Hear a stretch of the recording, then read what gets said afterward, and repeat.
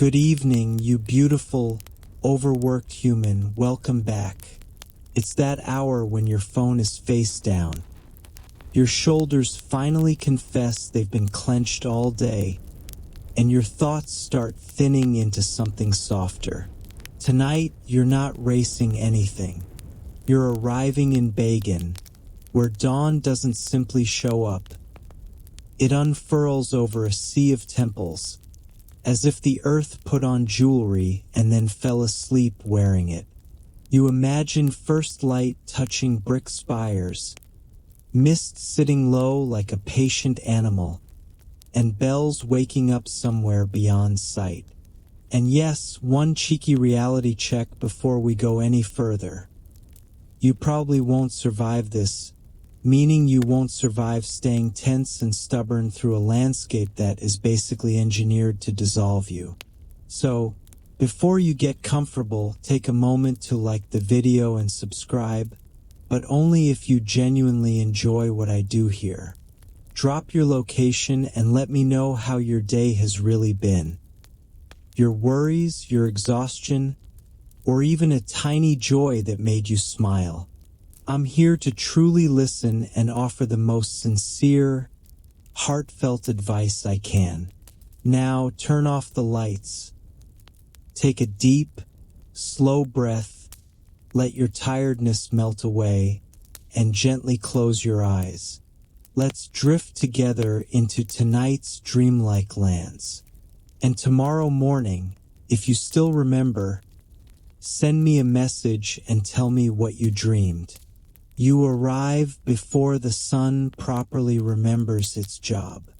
The air is cool in that rare, generous way, cool enough to wake your skin, not so cold it punishes you for being out here.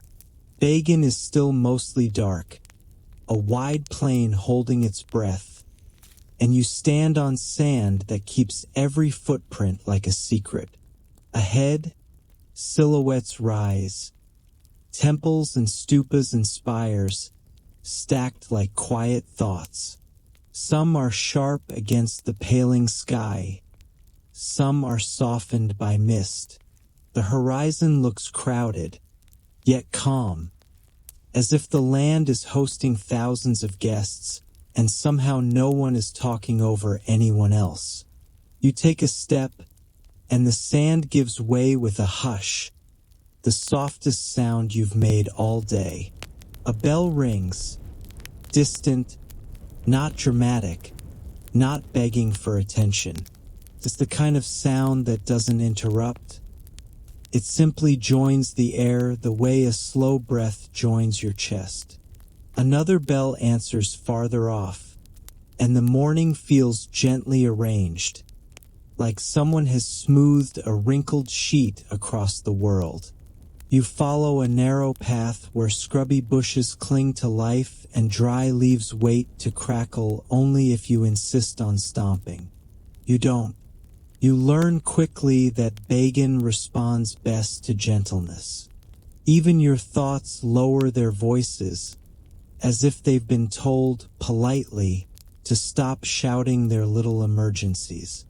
Sunrise arrives in thin bands, peach, then pale gold, then a washed blue that makes everything look newly rinsed. Brick towers begin to show their texture. Uneven edges, weathered surfaces, the quiet confidence of things that have stood through centuries of heat and rain. You don't need to memorize dates to feel time here. Time is in the dust that clings to your shoes and in the way the structures wait without impatience. A few early risers move along the paths with practiced ease. Baskets balanced, shawls drawn close. They don't rush and they don't stare. The plain simply absorbs them the way it absorbs you. You drift toward a temple that rises a little higher than its neighbors. The entrance is a dark mouth in a brick face, and the inside offers a cool breath, as if the building saved it for you overnight. Your eyes adjust. You notice arches, niches, and faint traces of paint. Old images softened by time rather than erased by it.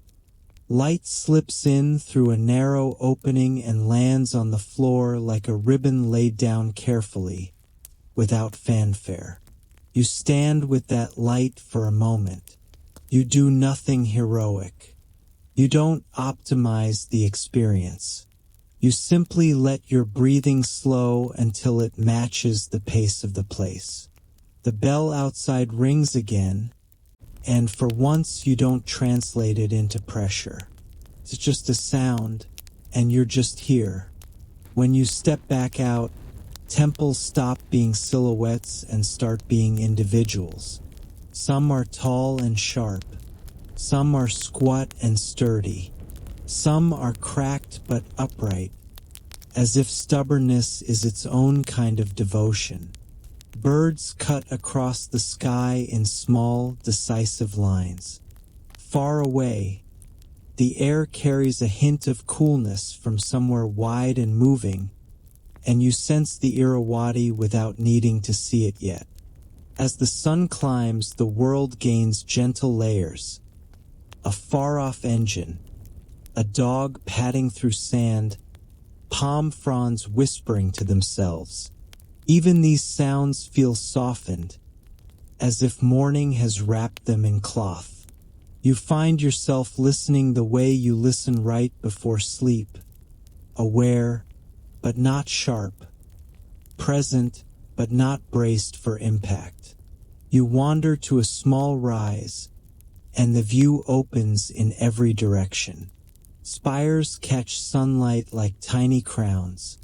Mist lingers in the hollows between them. The whole scene looks like a dream someone built out of brick and repetition and devotion, then left to breathe on its own. You let your shoulders drop another millimeter. You let your jaw unclench. You let your breath lengthen. So you stand there, not conquering anything, not collecting anything, just existing in a dawn that feels like forgiveness. The first full warmth of sunlight touches your face. You can't tell whether it's peace or simply the absence of noise. Either way, your body understands. It leans into the light and stays there long enough for the day to begin kindly. You leave that little rise slowly, as if the sand might take offense if you hurry, and the morning continues to unfold with unbothered patience. The bells fade into the larger soundscape. Birds, distant wheels, the occasional engine that coughs once and then behaves. Light strengthens. Shadows sharpen at the feet of temples. Your own shadow follows, long and quiet. A sandy track carries you toward the first gathering of daily life. Tarps tied to poles, baskets on the ground, low tables arranged with the practical grace of people who set up before sunrise. The market doesn't explode into noise. It layers itself gently, adding scents first: charcoal, tea, fried dough, and a clean, resinous note you can't name yet. If you're used to markets that shove, this one simply offers. Lacquer bowls sit stacked in careful towers. Deep black that looks almost wet, warm red that glows like embers, and occasional flashes of gold that catch the sun and give it somewhere to rest. The bowls are smooth in a way that makes your fingertips briefly believe in miracles. You lift one and feel a small, satisfying weight, as if the bowl is holding not just space, but time. Nearby, a craftsperson works with the steady focus of someone who has done this for years and still respects it. Hands turn a form, check an edge, set it down, and reach for another without fuss. Nothing performs for you, and that is strangely comforting. You stand close enough to notice fine dust on the fingers and tiny marks of work that never make it into anyone's highlight reel. You begin to understand that these bowls do not come from a quick afternoon and a bright idea. A base is shaped first, sometimes woven, sometimes turned, made sturdy enough for everyday use. Then it is coated, again and again, with lacquer drawn from trees. A sap that starts pale and living, then deepens into strength as it cures. The resin scent becomes unmistakable, like the signature of patience. The surface does not become that glossy calm by accident. It is built in layers, thin coats left to dry, then more coats left to dry again, because perfection has no interest in your schedule. In between, the piece is smoothed and polished, pressed toward quietness. You picture bowls resting in dim, protected spaces to cure, away from sun and dust, as if they are sleeping their way into durability. Then comes smoke. A container, still unfinished, is exposed to soot so the black becomes deeper, richer, less like paint and more like night. It isn't about making something dirty. It's about making the darkness feel endless. You inhale that faint burnt note again, and now it isn't just market smell. It is the reason the bowls look like they could hold starlight without spilling it. You watch the next stage with a reverence that surprises you. Fine lines are etched into the surface, delicate patterns that look effortless only because you are not the one doing them. A controlled scratch becomes a floral curve, a border, a tiny figure that seems to wake up inside the lacquer. The designs are not loud. They are intimate, meant for the person who holds the bowl, the person who rinses it, the person who eats from it while thinking about something else entirely. Color is added carefully, sometimes pressed into the etched lines, sometimes painted, sometimes gilded so lightly it seems like a breath. Red settles into grooves like warm spice. Gold catches on edges like sunlight refusing to leave. Your eyes soften. The whole market begins to feel like a place where attention is the currency, not speed. Even your mind, usually eager to sprint ahead, starts walking. You imagine the bowl's life. It will hold rice or pickled tea leaves or a small pile of peanuts. It will be handled by children, washed by tired hands, stacked and unstacked 1,000 times. And still, if it is cared for, it will keep that calm shine. The bowl is a quiet agreement between maker and user. I build this to last, and you treat it like it deserves to last. You notice other visitors drifting through, some careful, some loudly amazed, as if volume can improve appreciation. You feel your own familiar urge to be efficient. Choose, pay, move on, collect proof you were here. But the market, like the temples behind you, resists that urge. Hurrying here feels like speaking too loudly in a library.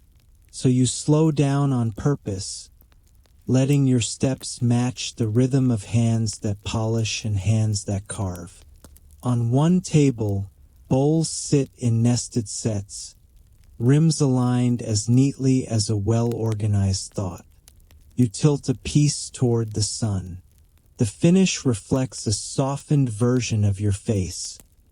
Less sharp, less stressed. You almost laugh quietly at the idea that a bowl can make you look more rested than you feel.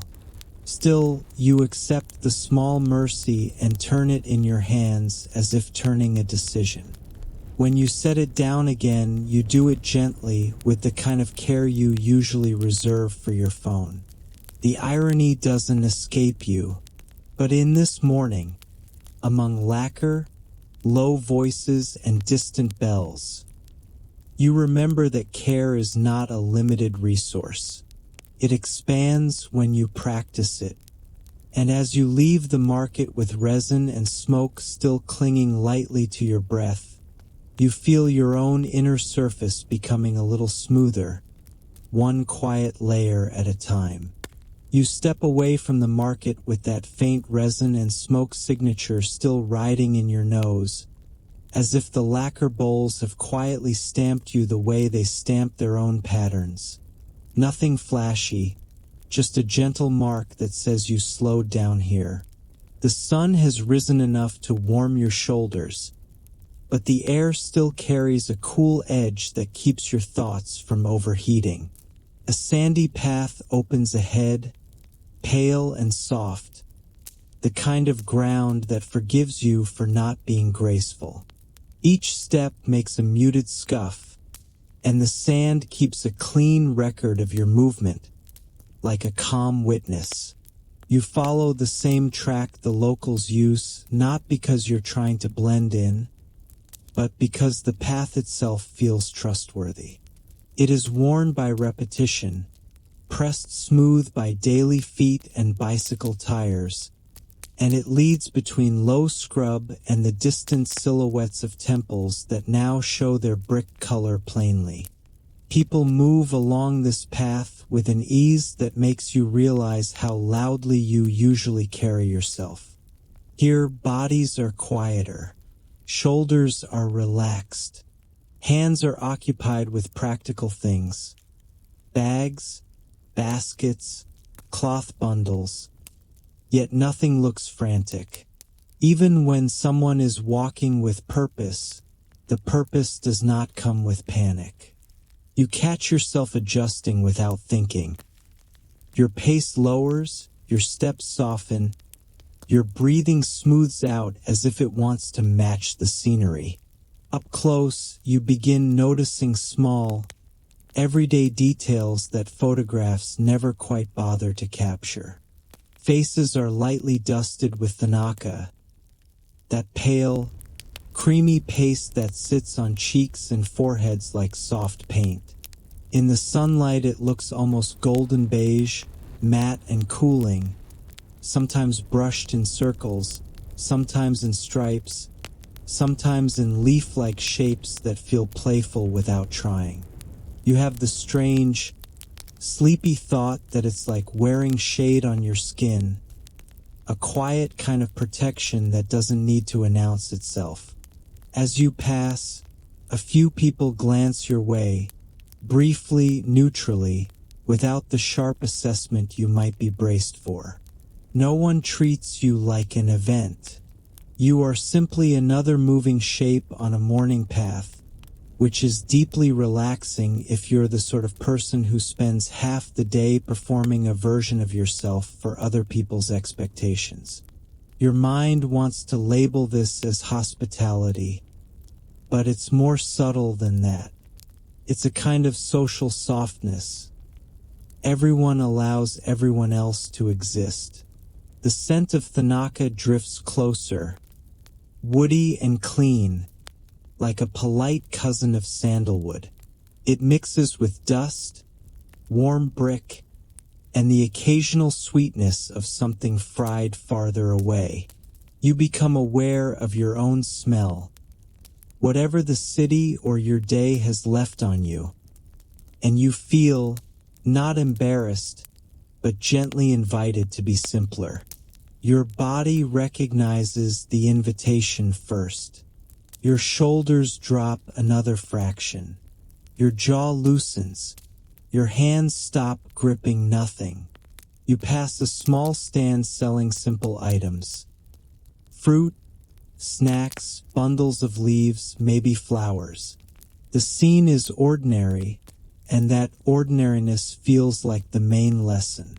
Bagan is famous, yes, but the people living around it don't walk around in constant awe of their own backdrop. They have chores. They have errands. They have the quiet commitment of keeping life moving through a landscape that tourists treat like a museum.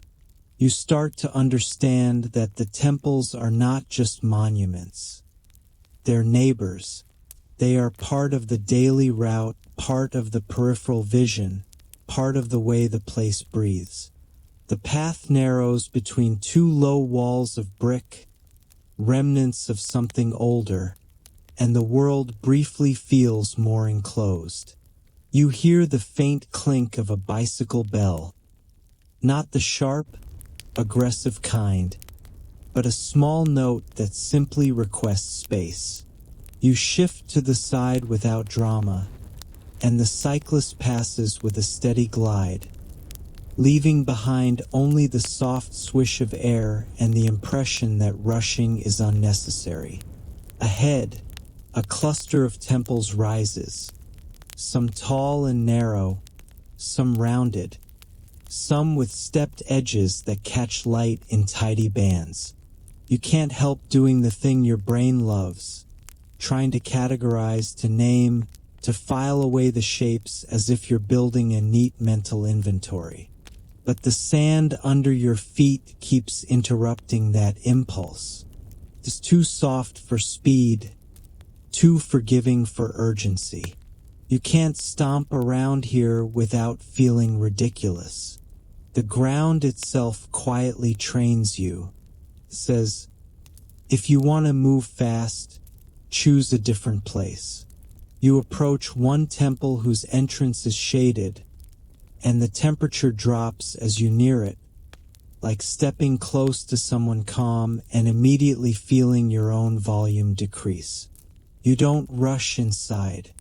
You hover at the threshold and notice the way dust collects in corners, the way light filters in thin lines, the way bricks hold warmth and coolness at the same time.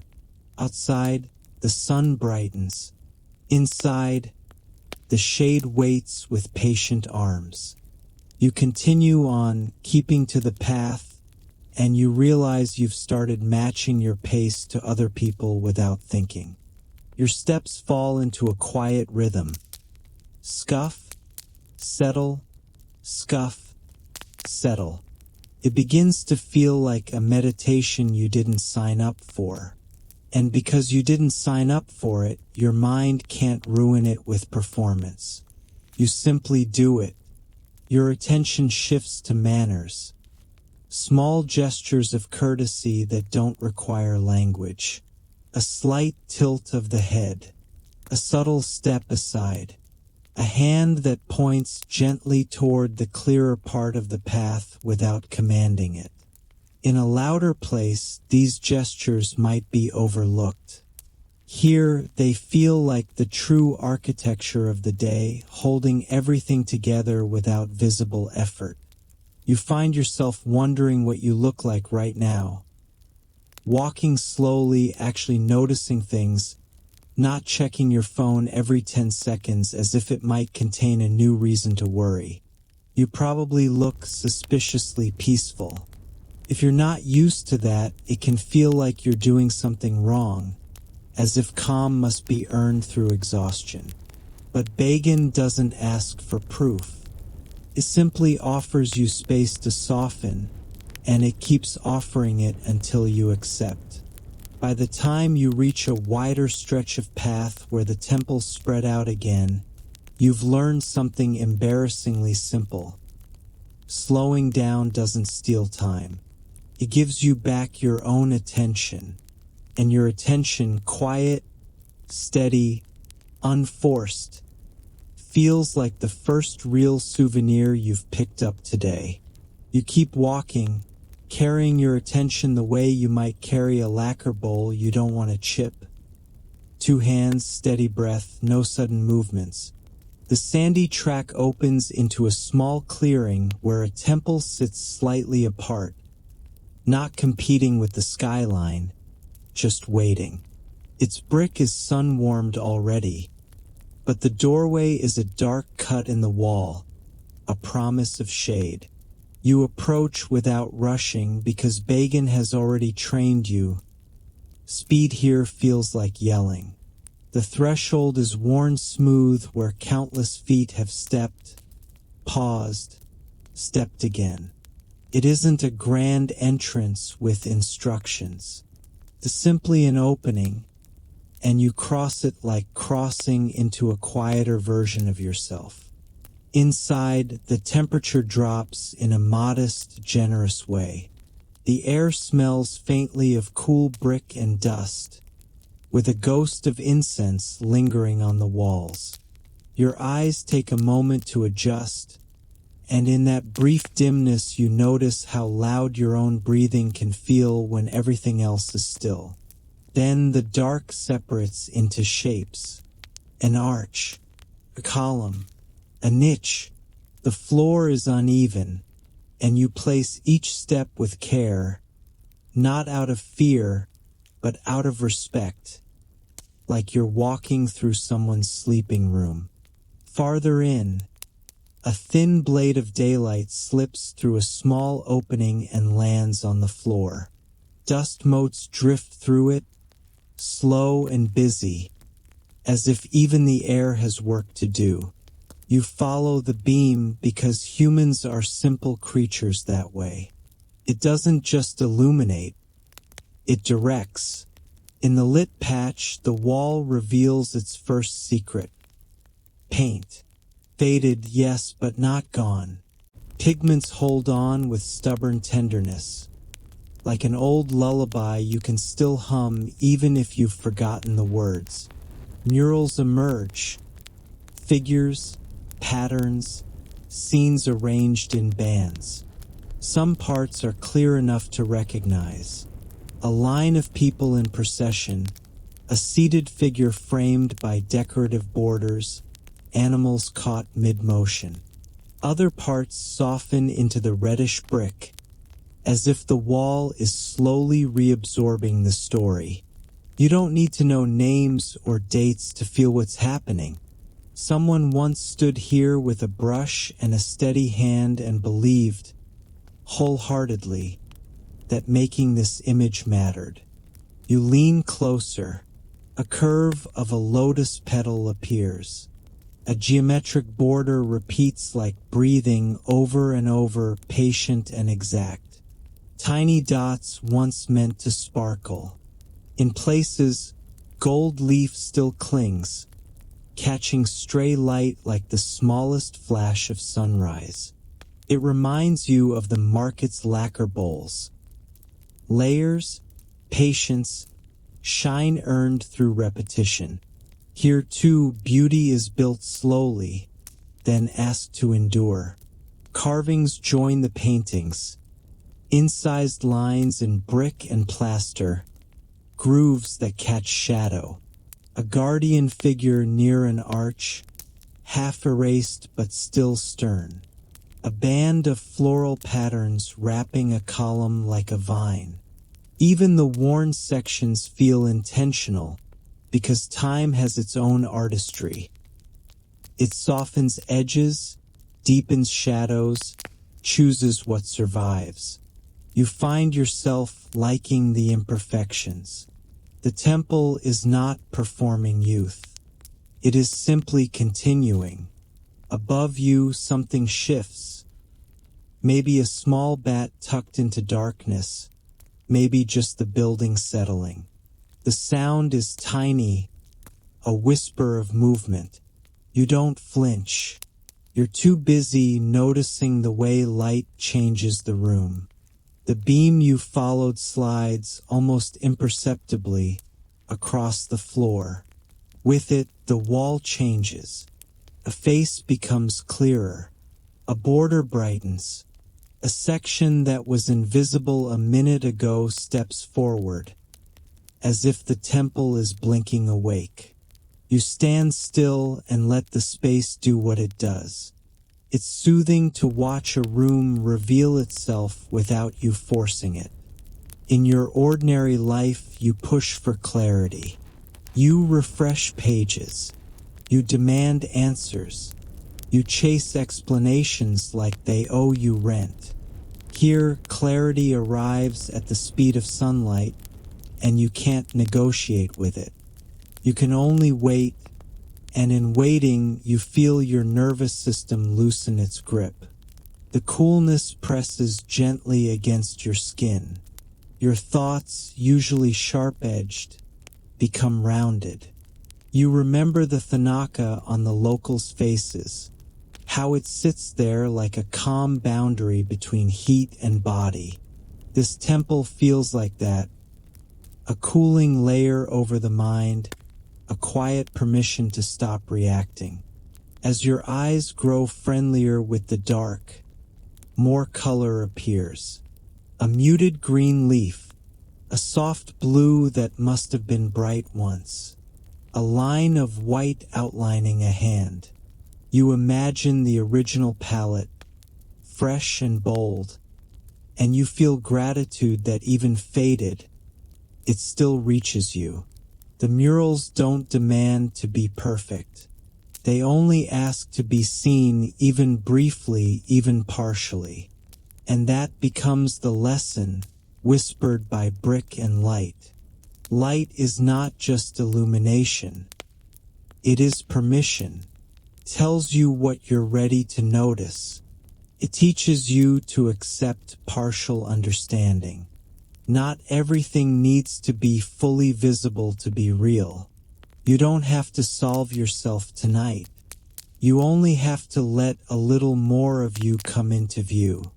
When you turn toward the doorway, the outside looks too bright for a second, like a phone screen in a dark room. You blink and step out slowly. Sun meets you with warmth, and you carry the temple's coolness with you like an invisible shawl. Behind you, the murals remain, still fading, still holding on, still waiting for the next beam of light. And you walk away reassured that some stories are allowed to be quiet and unfinished.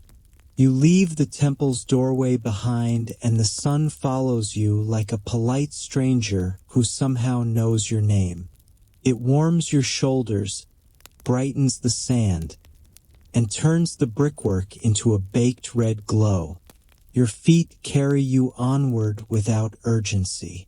The plain opens again. Low scrub, scattered stupas, and a sky so wide it could swallow your to-do list and never burp. Ahead, daily life gathers into something simple. A tea shop with shade, low tables, and the faint comfort of brewed leaves. It isn't designed to impress your camera. It's designed to hold you for a while, to let heat pass through instead of settling into your bones. You approach the roofline the way you approached the temple's interior, grateful for the temperature change, ready to be quieter. The first thing you notice is sound, not silence. Cups settling, a kettle breathing, a broom whispering over dust. Beneath it all, that distant bell again. Faint enough you could pretend you imagined it, real enough that your shoulders drop anyway. You sit low. Your knees complain for half a second because they've learned to dramatize any new position, and then they surrender. Your spine lengthens. Your hands unclench. You discover, with mild annoyance, that you've been holding tension like it's a treasured family heirloom. A small cup of tea meets your palms, warm, not scalding, the kind of warmth that doesn't punish you for being tired. Steam touches your face. You inhale, and the scent is earthy, slightly bitter, and grounding in the most practical way. You sip. Heat spreads through your chest like a slow yawn, and your breathing begins to copy it. Beside the cup sits something sweet. Pieces of palm sugar, dense and amber dark, shaped into modest lumps. You take a small bite. The sweetness doesn't shout. It opens slowly, caramel, sun, and a faint smoky depth. It leaves a warm residue on your tongue, like the last glow held inside a brick after sunset. You don't need anyone to explain the process to feel the work inside it. Sap gathered from palms, simmered down patiently, poured into simple molds, left to cool. No shortcuts, no frantic rushing, just heat and attention, and the willingness to wait until something becomes what it's meant to be. You sip tea again, and the bitterness rinses the sweetness without erasing it. The contrast is soothing, like a balanced sentence. Around you, the tea shop runs on a quiet choreography. People arrive dusty from the paths, wipe their hands, sit, sip, stand again. No one acts as though rest must be earned through suffering. Rest is simply part of the day, stitched into it the way shade is stitched into this roof. You start noticing how care shows up. A cup is placed within easy reach, angled so you don't have to twist your wrist. Water is refilled before the kettle empties. A floor is swept slowly, dust gathered into a neat line and then carried away. These gestures are small and nearly invisible, which is exactly why they matter. They don't exist to be praised. They exist to keep the room calm. A small dish of simple snacks appears. Something crisp, something lightly roasted, offered without ceremony the way daylight is offered. You nibble once, then twice, and you feel your body accept nourishment as if it has finally stopped arguing with itself. Your thoughts try their usual routine. They bring up unfinished tasks, replay old conversations, reach for the familiar anxiety snack. What if? You watch them do it the way you might watch a dog circle a pillow before lying down. You don't fight. You let the thoughts circle, and you keep sipping tea until they get bored. Outside the shade, the sand brightens. Temples stand in the distance like steady witnesses. Under the roof, time feels thicker, slower, more willing to be held. You notice simple sensory details. The rough grain of the table, the cool rim of the cup, the soft grit of sand at your shoe. Your body is here, not later, not 10 mistakes ago. You think of the people you've passed, the Thanaka-painted cheeks, the calm gestures, the way they step aside without making it a drama. Hospitality isn't always a grand welcome with a banner. Sometimes it's a place to sit without being stared at, a cup offered without fuss, shade shared without questions. The palm sugar sweetness lingers faintly, and you let it fade on its own. You remember the lacquer bowls from the market, layers of resin, soot darkening, polishing until the surface becomes calm enough to reflect light. You wonder, not dramatically, but sincerely, how many layers you've been adding to yourself. Alerts, expectations, the habit of bracing for impact. Here you start sanding a few of those layers down, not with force, but with repetition. Sip, exhale, swallow, rest. It's almost boring. And the boredom is holy. Boredom means nothing is on fire. Boredom means your nervous system isn't being whipped like a racehorse. You sit in that calm dullness and feel your interior unclench, one small muscle at a time. Eventually you stand, not because you're pushed out, but because the pause has done its work. Your legs feel steadier. Your eyes feel softer. Your thoughts feel less sharp-edged. You step back into the sun carrying the taste of tea and palm sugar like a quiet charm, and you return to the sandy path between temples. Still you, still tired, but less braced. You ride a little farther until the open plain begins to feel like it's been holding its breath for too long. Not in a bad way, more like the heat is settling in, and everything is choosing stillness on purpose. You turn off the sandy track toward a cluster of low buildings where shade is thicker and the air feels slightly busier, as if work is being done quietly behind walls.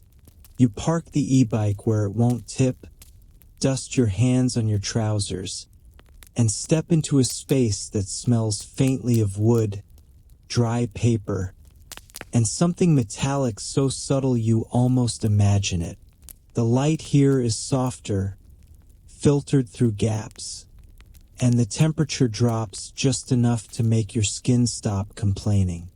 It's a workshop, modest and practical, and your first impression is not spectacle but discipline. You hear it before you fully see it. A steady, rhythmic thud. Not loud, not aggressive, just persistent. It isn't the sound of chaos. It's the sound of someone repeating the same motion until it becomes sacred by sheer consistency. The thuds come in clusters, like measured breaths, and between them there's a hush where the room seems to reset. You move closer and notice the setup. Stacks of paper, bundles tied neatly, simple tools arranged with the kind of care that doesn't waste energy on decoration.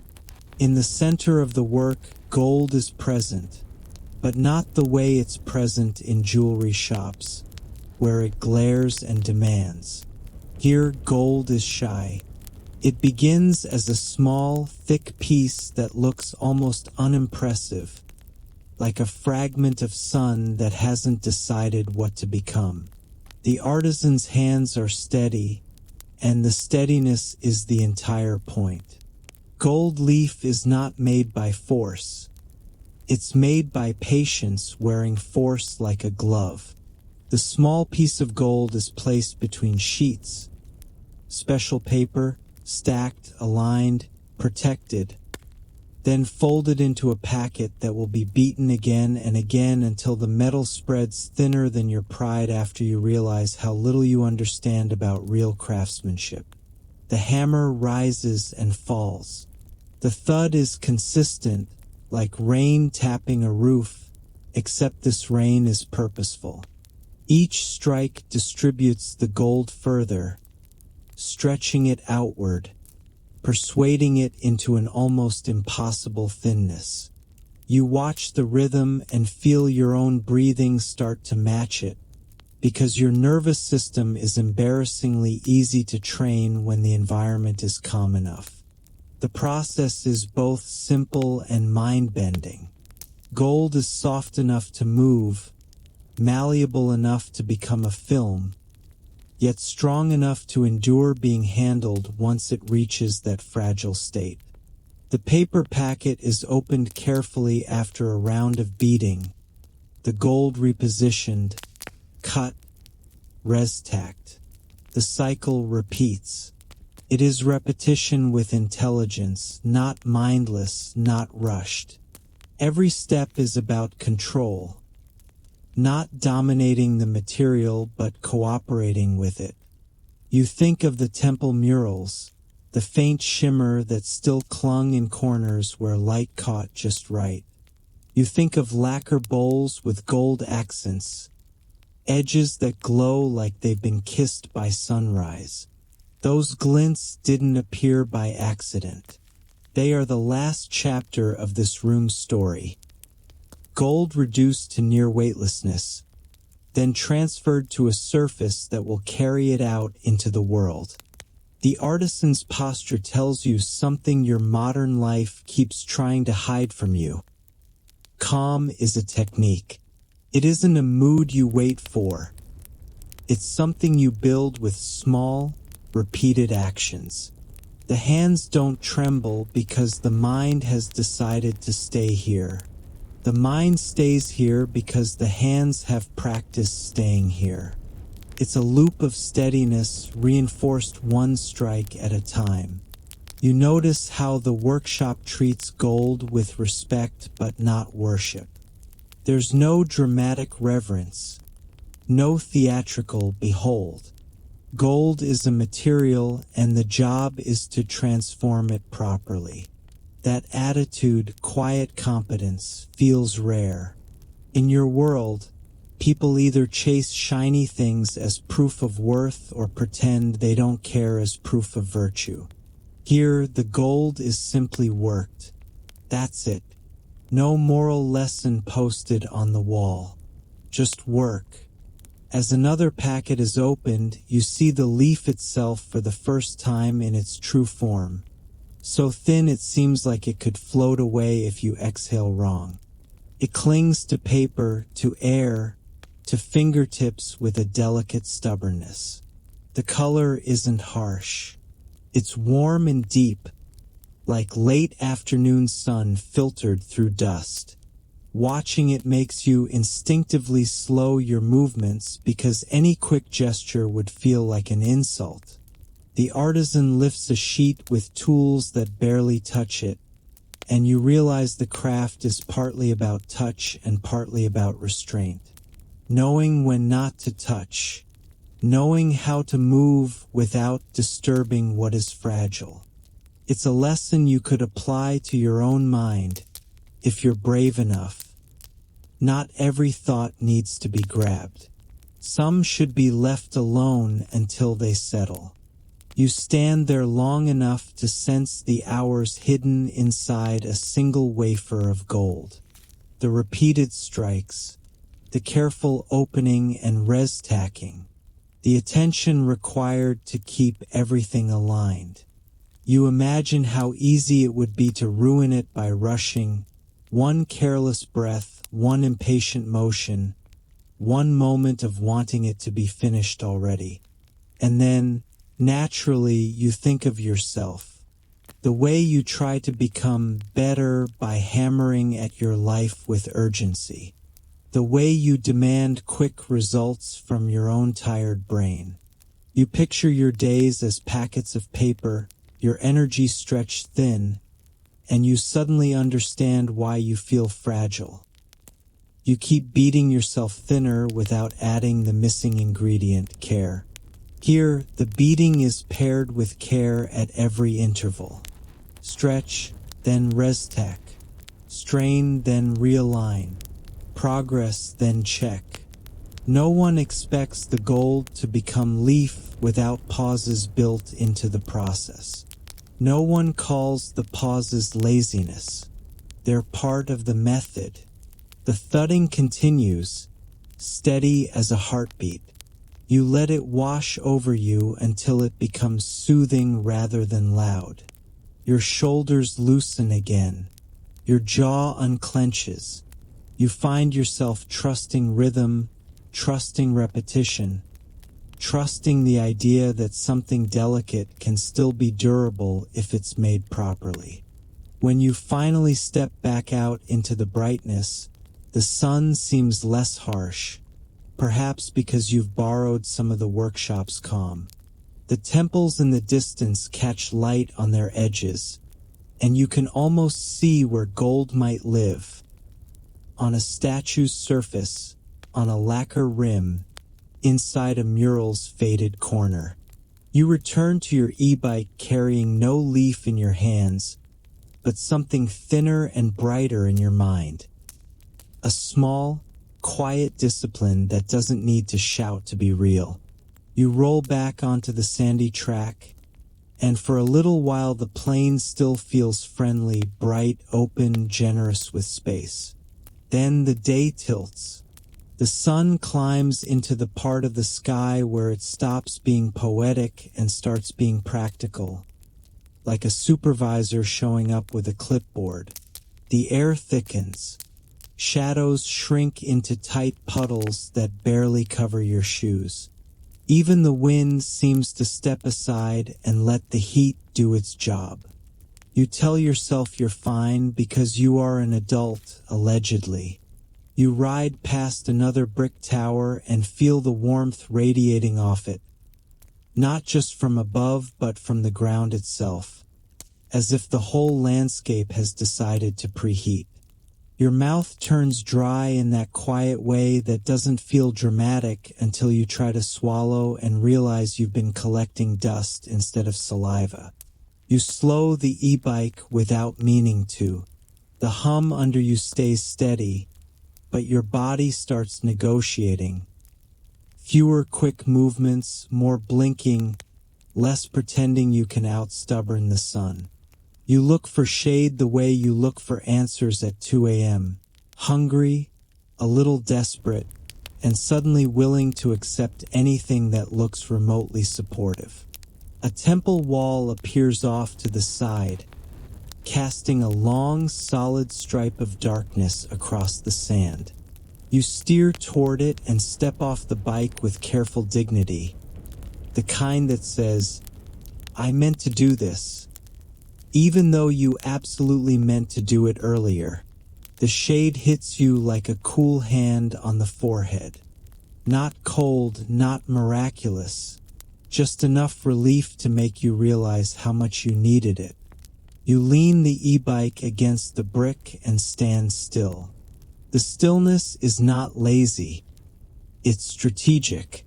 Your breath deepens on its own, as if your lungs are grateful you finally stopped asking them to multitask.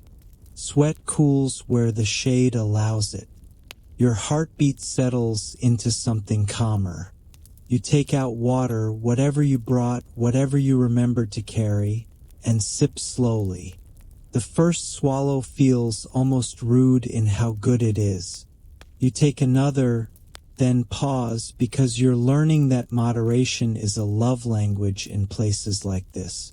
The water slides down and your body unclenches in tiny increments, like a series of knots giving up one by one. Midday changes the soundscape. The distant bells are still there, but thinner now, as if the heat has stretched them. Birds are less chatty. People move with fewer gestures, conserving energy the way artisans conserve gold leaf. Carefully, intentionally, without wasting any on unnecessary drama. A small lizard skitters across the brick near your ankle and vanishes.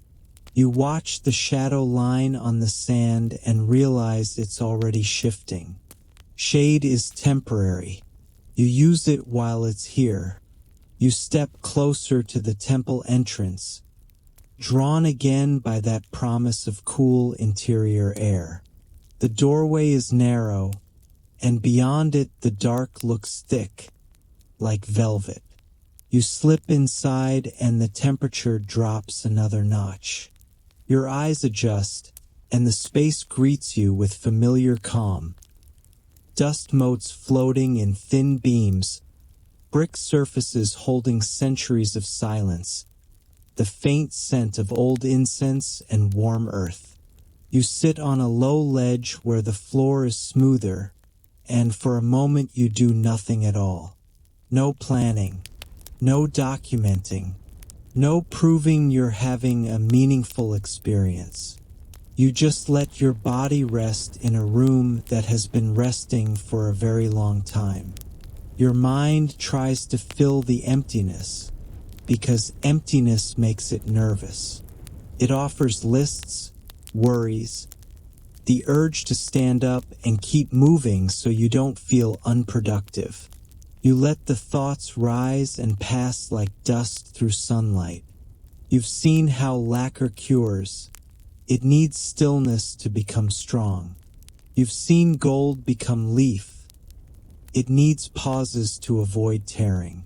You decide, for once, to treat yourself like a craft instead of a machine. Outside, the heat presses against the temple walls, but inside, the air stays patient. You close your eyes briefly. Not sleep, not fully, just a long blink for your entire nervous system. In that long blink, you imagine Thanaka on your cheeks, that cool wooden scent, that quiet boundary between you and the sun. You imagine the tea shop's shade and the palm sugar sweetness dissolving slowly, not rushed. You let your shoulders drop until they feel unfamiliar, as if you've borrowed someone else's calm. When you open your eyes, the room is the same, but you are a fraction softer. The light beam has shifted, painting a different patch of floor. The building continues its slow, non-judgmental lesson. Time moves. You don't have to sprint alongside it. You stand eventually, not because you're forced, but because the retreat has done its work. At the doorway, you pause and let your eyes adjust to brightness. The world outside looks harsher for a second, and then it steadies. You step out into the shade again and realize you can return to the sun without fighting it.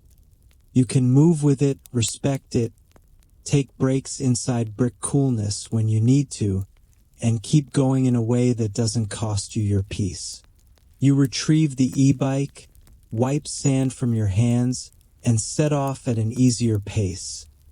Still moving through the temple plain, but now with a new rule that feels almost revolutionary. You don't have to win against the day. You only have to live inside it, gently. You ride on with the quiet rule you just learned pressed gently against your ribs. You don't have to win against the day. The plain keeps stretching, temples appearing and receding like slow thoughts, and the sun, still high, feels less like an enemy now that you've stopped arguing with it. Your e-bike hums steadily beneath you, and the sandy path leads toward a cluster of buildings that look less like monuments and more like a lived-in heartbeat. A monastery, low and calm, tucked into shade and trees. Before you reach it, you hear the bell. Not the far-off bell from earlier, but something nearer. Still soft, still not dramatic, yet clearer, as if the sound has a shorter distance to travel before it reaches your body. It lands like a hand on your shoulder. You slow down instinctively, the way you lower your voice when you enter a room where someone is sleeping. You stop at the edge of the grounds and set the e-bike down with care, testing the sand so it won't slide. Dust and heat cling to you. You feel the familiar modern itch to do everything right quickly, walk in, take your look, move on. The monastery answers that itch with something quieter, small expectations that ask you to be human, not efficient. A swept path guides you in. Shoes sit along the side in neat pairs, sandals tucked close, no scattered chaos. You understand without being told.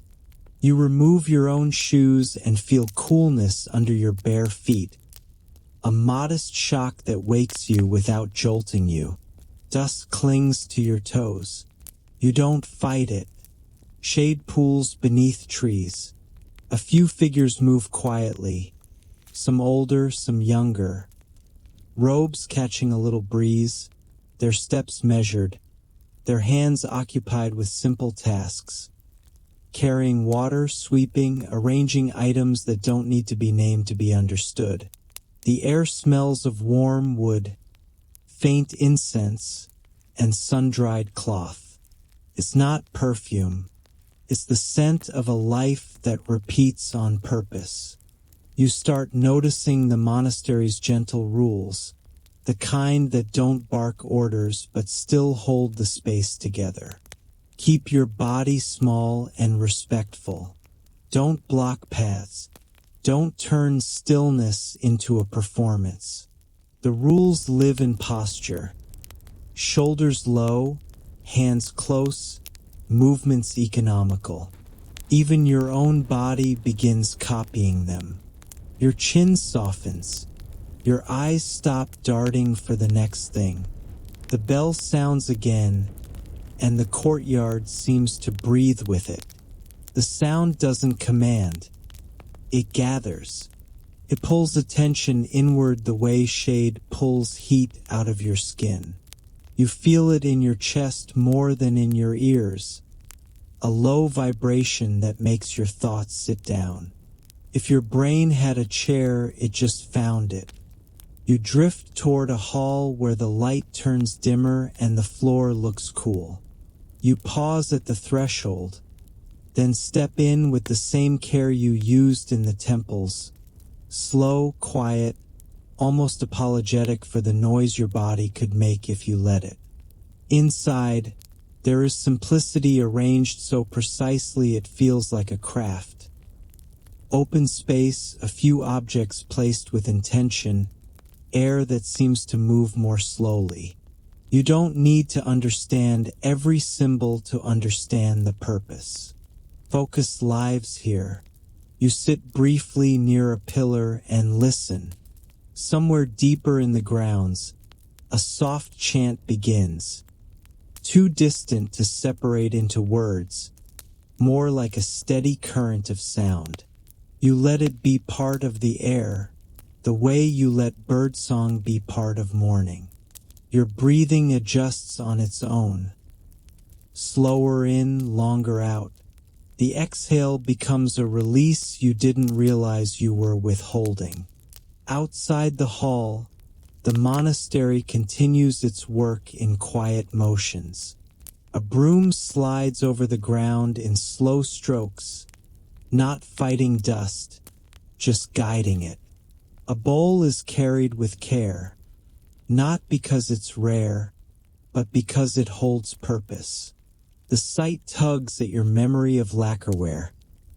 Bowls built for daily hands, polished into calm, meant to last. Here too, the ordinary is treated with respect, and that respect keeps the ordinary from feeling heavy. Another bell rings, and you notice how everyone's movements subtly align. No sudden turns, no sharp gestures, just a shared easing into rhythm. You realize the rules are not restrictions. They are protection. They keep the mind from scattering the way gold leaf scatters when someone breathes too hard. Attention here is thin and valuable. The monastery stores it carefully. Your thoughts try their usual routine anyway. They offer lists, worries, the urge to get back on the bike and keep proving you are doing the day. You watch the thoughts rise like dust in a light beam, then settle when you stop feeding them. The space doesn't solve you. It simply gives you conditions where your nervous system can remember how to be quiet. You stand again and return to the courtyard. Under the trees, shade holds steady. In the bright gaps, sunlight spills, sharp and unapologetic, and you see how calm doesn't depend on perfect conditions. Calm depends on what you do with conditions, how you move, how you breathe, how often you return to softness. When you slip your shoes back on and walk to the e-bike, the bell fades behind you, but it leaves a residue, an internal hush you can carry. You set off again across the sand, temples rising ahead, and you feel the day continuing without urgency, as if the monastery has quietly taught you a new skill. Gentle rules that protect you from yourself. You ride away from the monastery with that bell-smooth hush still tucked behind your ribs, and the plane begins to tilt toward water. You don't see the Irrawaddy at first. You sense it, more air, a faint coolness sliding into the heat like an apology. The sandy track becomes less temple-dense and more open. Palms lean as if they've spent their whole lives listening to wind. Dry grass gives way to darker soil, and then the breeze arrives properly. Steady, river-made, carrying wet earth and sun-warmed reeds. It touches the sweat on your skin and turns it from annoyance into relief. Your shoulders drop, obedient to comfort. The river appears like a calm answer. Wide, brown gold under afternoon sun. It moves with a confidence that doesn't need to show off. The surface isn't mirror smooth. It's textured with ripples that catch light in thin, moving scales. The far bank sits low and hazy, a long blur that makes you understand how big this water really is. This isn't a decorative river. It's a working river, old enough to ignore your excitement. You park the e-bike near a patch of shade and step onto packed sand. The ground feels cooler here, holding the memory of water even where it's dry. Your eyes follow the line where river meets bank, and you notice details your busy life usually skips. Reeds bending, insects skating, a bird standing perfectly still as if it has all day. Probably does. Locals move along the edge with quiet purpose. Someone checks a small boat, pushing it a fraction to test how it sits. Another lifts a bundle with the calm competence of someone who has done this forever. You recognize the same steadiness you saw in the gold leaf workshop and at the lacquer stalls. Craft translated into river life. Here, the material is water and timing. A wooden boat waits half in shade, half in sun, its paint worn soft by use. The hull bears scratches like a face bears lines. Not damage, just proof of living. A person steps in with practiced balance, knees bending slightly, weight distributed as if the body understands the boat better than the mind could explain. The boat shifts, then calms, accepting them. Nothing dramatic happens, which is deeply reassuring. You exhale without noticing you were holding your breath, and your own body remembers how to balance without bracing, even on shifting ground. You walk along the bank and let the breeze do its work. It lifts heat off your skin and seems to pull something heavier out of your chest. In your usual life, water is something you consume quickly, sip, swallow, move on. Here, water is the environment itself, and you can't hurry it. The river does not rush for you. It moves at its own pace, and the pace is persuasive. Farther down, small piles of goods sit in simple order: baskets, cloth bundles, containers, arranged by logic, not aesthetics. Still, the scene is quietly beautiful.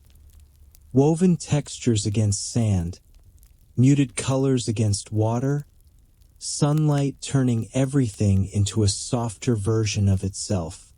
Nearby, a net is teased open and checked strand by strand, patient fingers untangling small knots as if untangling a day.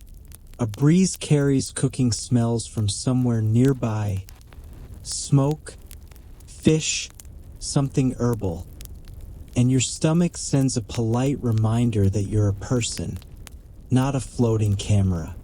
Even your body is learning Bagan's rule. Do what you need, gently, without drama. You find a spot where the bank slopes gently and sit with your feet near cooler sand. The river sound isn't loud. It's a continuous hush, like a long exhale. You listen until your breathing starts to copy it. Inhale, small pause, exhale longer. Your thoughts stretch out, less clenched, less eager to prove anything. You remember the lacquer bowls, how layers had to cure in hidden places. Sitting here, you feel as if you're curing too, not fixing, not transforming overnight, just settling into a more durable kind of calm. You remember the gold leaf, how it became thin without tearing because the process respected its limits. The river respects limits in its own way. It spreads wide, not fast. It carries weight, not noise. A boat pushes off with a wooden pole. The motion is slow, controlled, almost sleepy. Dip, press, release. The boat glides forward, and the wake spreads behind it in soft lines that fade as quickly as worries fade when you stop feeding them. You follow the small shape on big water, and something in you loosens, an old habit of gripping, an old insistence on control. Sunlight shifts, and the river turns more bronze than gold. The wind cools, then warms, then cools again, as if testing which version of comfort you prefer. You decide you'll accept any of them. You have stopped negotiating with the day. When you finally stand, your legs feel steadier, as if the Irrawaddy has lent you some of its patience. You look back toward the temple plain. From here, the spires are smaller, their sharpness softened by distance, like memories that keep their beauty but lose their urgency. The bells, if they ring, are too far to demand your attention. The river holds you in a different kind of quiet, wide, open, forgiving. You return to the e-bike, hands on dusty grips, and ride along the bank with a calmer core, carrying the Irrawaddy's slow confidence inside you like a second heartbeat. You ride away from the river with the breeze still clinging to you like a kind habit. The e-bike hums. The sand behaves. Temples ahead look calm and orderly, as if they've agreed not to demand anything from you. Late afternoon softens the glare, turning the light more honey than white, and you feel the day loosening its grip. You remember the small offering bundle you picked up near the morning market. A leaf wrap with a pinch of flowers and a few thin sticks of incense. You've carried it all day without fanfare, saving it for a quiet moment. Not for superstition, not for show, just a small act that says you're paying attention. A roadside shrine appears near old brick and scrub, simple and sun-warmed. You park the e-bike, step up, and hold the bundle with the careful respect you'd give a lacquer bowl you don't want to chip. Your mind starts to worry about doing it right. Then the monastery's gentle rules return. Move slowly, keep your body small, let the space stay calm. You kneel, you place what you have, you breathe. Then you stand and reach for the incense you meant to set beside the flowers. Your fingers meet empty air. You check your pocket. Nothing. You check again because your brain always wants a second opinion when reality is inconvenient.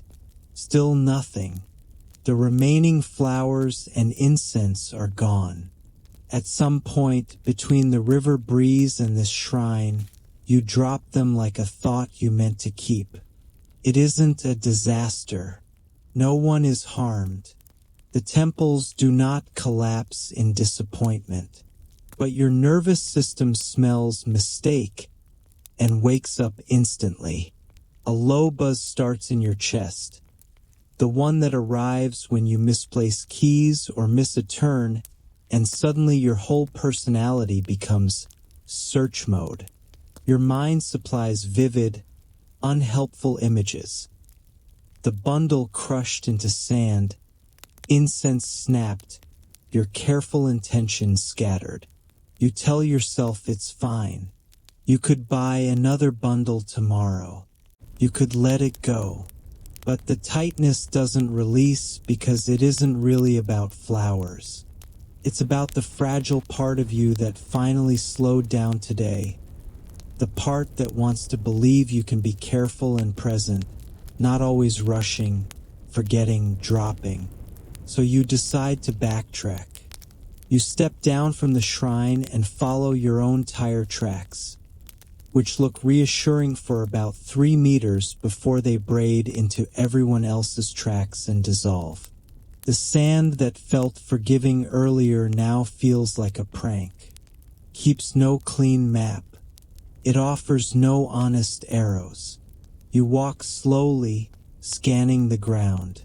A scrap of leaf catches your eye. You bend, hopeful, and it's just a dry fragment. A few petals sit near a stone. You lean closer, and they belong to someone else's offering already drying into dust. The longer you search, the faster your thoughts run, and the faster your thoughts run, the harder it becomes to see anything clearly. To make it worse, you take a turn you don't remember taking before. It feels reasonable. Paths here are all sand and scrub and low brick, all quietly persuasive. You follow it, expecting it to loop back toward the river. Instead, it leads deeper into the plain, where temples multiply and the horizon becomes a repeating pattern of red-brown silhouettes. The sun lowers. The light turns amber. The world becomes heartbreakingly beautiful in the exact way that annoys you when you're anxious, because beauty does not solve logistics. You stop and turn slowly. The river is no longer visible. The shrine has vanished behind brick and scrub. The paths around you fork and fade, each one convincing for 10 steps and then dissolving into sand again. You try to summon a mental map, shrine, then left, then the tall temple with the cracked corner. But the map arrives as fragments, not a plan. Your chest buzzes louder. Your confidence thins. A bell rings somewhere far off, and for a moment it sounds less like comfort and more like a reminder that daylight keeps moving whether you've found your way or not. You mount the e-bike and roll forward slowly, peering at landmarks. You pass a stupa you swear you've seen, then realize you've seen 100 that could be its twin. You pass a thorny bush shaped like the last thorny bush. The plain offers repetition when you want certainty. You reach a small crossroads of sand where 3 faint tracks meet. None are marked. None feel familiar. The sky is softening toward evening, and the plain begins to empty as people retreat toward home and shade and supper. You are not in danger, but you are alone enough to hear your worry echo. You look down at the sand one last time, still hoping the missing offering will appear, as if the earth might take pity and return it to you. It doesn't. The sand holds your footprints and says nothing. So you stand there in the late afternoon lull, temples watching quietly, your small mistake buzzing louder than it deserves. You take one long breath, then another, because breathing is the only tool you can trust right now. And you decide, without drama, that you will find your way, first by finding your calm, and then by finding something steady in this landscape that can guide you back. You stand at the sandy crossroads until your worry thins out. The bell in the distance doesn't judge you. Only your own mind keeps acting as if losing a small bundle of flowers is a disaster. You take another slow breath and let it drop into your belly, because if you can't control the paths, you can control the pace of your own body. You look up, not to search frantically, but to choose something stable. Late afternoon light is slanting now, and spires cast longer shadows again. Finally, shadows you can use. You scan for a landmark that isn't just another neat brick silhouette. To your left, a taller temple rises with a missing corner, its profile jagged and unmistakable. To your right, a thin line of palms leans toward lower ground, hinting at the river's direction. You pick the broken corner temple as your anchor because it's the only thing here that dares to be memorable. You roll the e-bike toward it at a careful pace. Sand drags at the tires and you keep the motor gentle, letting the hum stay soft. Evening returns small signs of life. A dog trotting without urgency, a bird dropping into scrub, the faint clink of something carried somewhere unseen. Near the shaded side of the temple, you see locals walking, not tourists with raised phones, but people with the calm certainty of those heading home. Baskets swing lightly, cloth bags rest against hips. Their pace is unhurried yet sure, as if the paths are written into their feet. You slow and let yourself be seen without flailing. You steady the bike, open your hands, and use the simplest language you've learned today. Posture. A small tilt of the head, a respectful pause. Then you point back toward the crossroads and make a modest looping gesture in the air. Lost, turned around, trying again. The response is immediate and calm. A glance follows your finger. A nod, small, practical. One person lifts an arm and indicates a direction with a soft sweep. Another steps closer and draws a quick route line in the sand with the edge of a sandal. Curve here, past that, then straighten. You don't need words to feel the kindness. No one treats you like a burden. They simply fold you into the logic of the evening, the same way they fold baskets into an arm and keep moving. You follow the indicated track, keeping the broken corner temple behind you as a reference until it slides out of view. The path curves between scrub and low brick remnants, and now you notice details you missed while you were buzzing with worry. A pale tree with a crooked trunk, a patch of darker sand where many feet have smoothed the ground, a small stupa whose top leans slightly. These aren't famous landmarks, but they're honest ones, distinct enough when you stop rushing past them. A minute later, a familiar sensation returns. The river breeze, faint but unmistakable, brushing your cheek from one side. It's like someone tapping your shoulder, quiet confirmation that way. You let air become your compass. You pass another pair of locals, and one lifts a hand to confirm the direction without stopping. The gesture is efficient and warm at once, and you realize you've been given something more valuable than a route: permission to not be flawless. You don't have to navigate perfectly to be welcome here. You only have to be respectful enough to accept help. As the track straightens, the shrine area begins to make sense again. The scrub thins. The sand firms slightly. In the distance, a low shelter shape appears, and your body recognizes it before your brain does.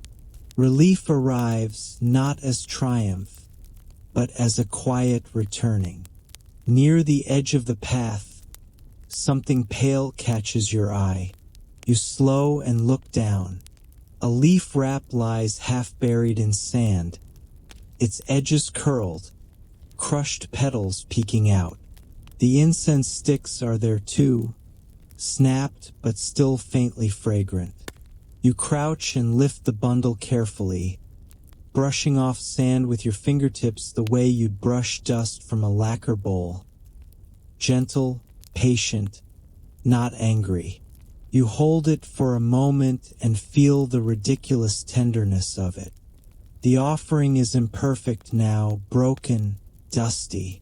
Somehow that makes it more honest. It matches your day. Calm moments, small mistakes, and the soft correction that follows when you don't panic. You return to the shrine and place what remains with quiet care.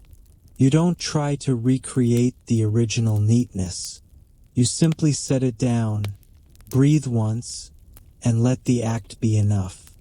Late light warms the brick and turns everything softer, as if the world is lowering its voice for evening. A bell rings again in the distance, and it feels like a stitch pulled through your little detour, tying it back to the rest of your day. Lacquer shine, cool shade, tea warmth, river air, monastery rules.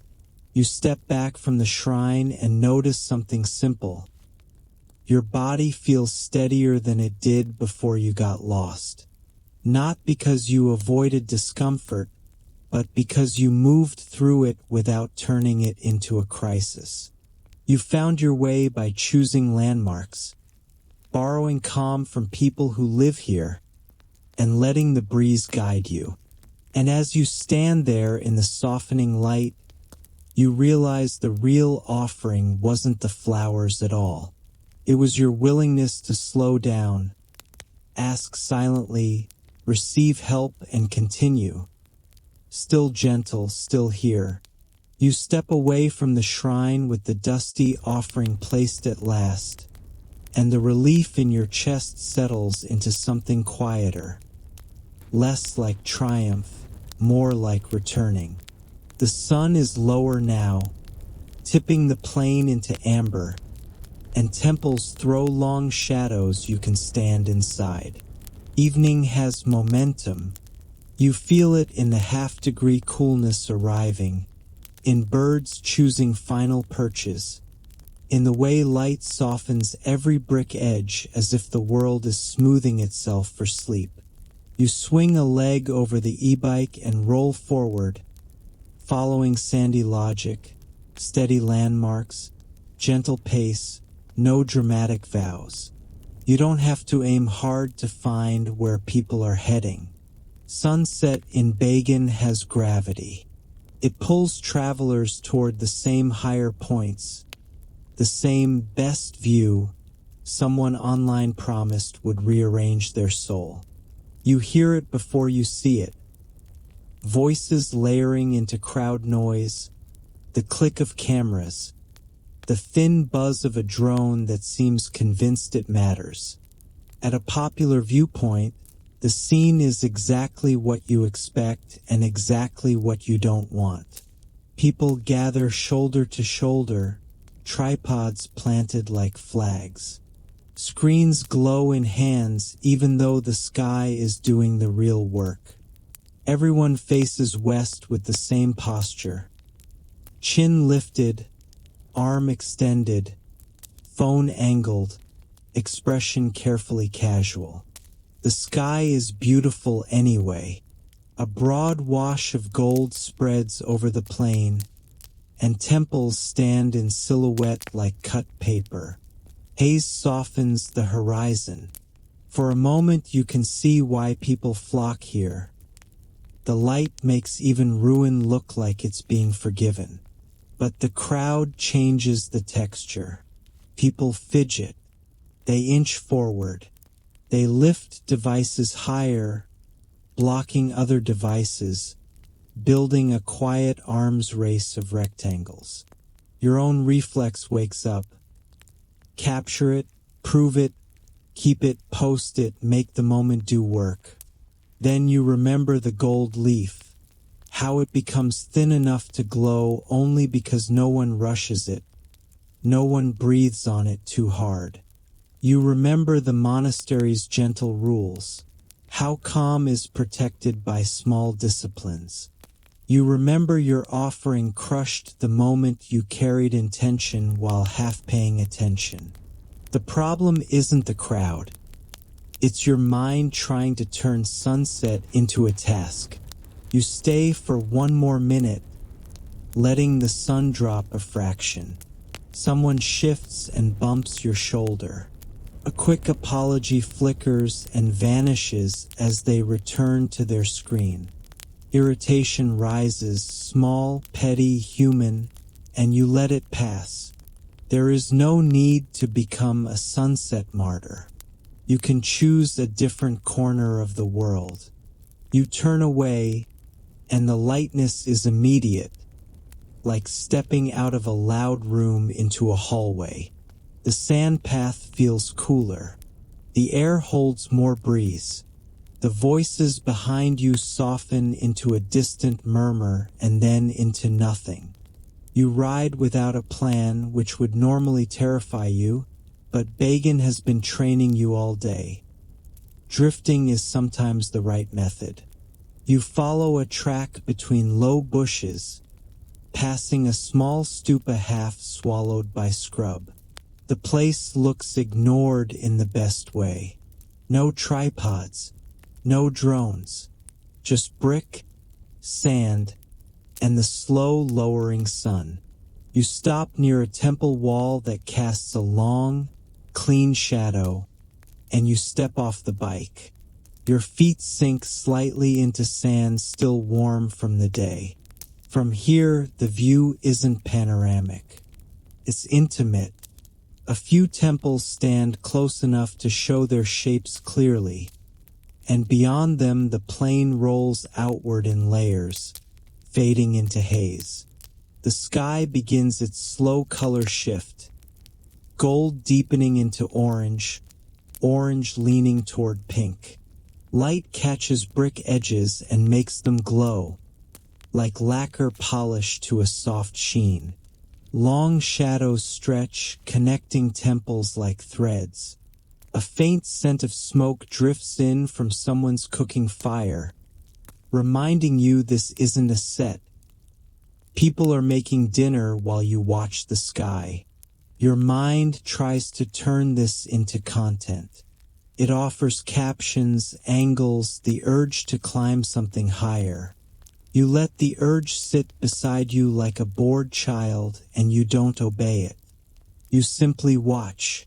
A bell rings very far away, thin as a line drawn on air. It isn't perfectly timed for your feelings. It's just part of evening, and that makes it more soothing than any soundtrack could be. You inhale, slow, and feel your chest expand without resistance. The sun reaches the horizon and sinks. Temples darken into deeper silhouettes, and the sky behind them brightens briefly, as if light is burning through its last layer. For a few minutes, everything looks unreal.